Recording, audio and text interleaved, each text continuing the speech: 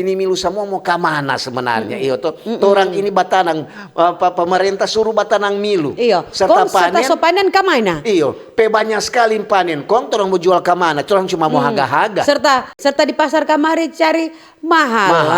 Sedikit orang mau beli. Kemana, Biasa orang dia beli 2 liter lantaran mahal dia kurang beli setengah liter. Mari kita untuk lebih baik kalau kita mau beli, kita lebih baik beli milu yang masih ada di petongkol dang. Daripada kita mau beli tahan lama kok kata itu. Selain tahan lama dan kalau yang apa kok teh yang socude dang dorang so iris-iris paling mau banyak sekali itu DP apa DP kulikulang DP konga-konga kalau padi DP konga Kang.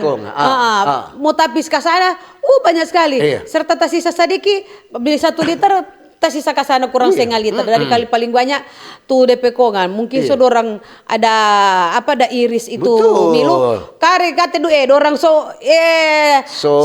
apa kamari sana deng DP kuli DP kuli itu baca itu jadi so barat dengan kuli bukan barat dengan milu bukan cuma beras ada kong ada yang milu deng orang ada yang untuk nyawa kong atau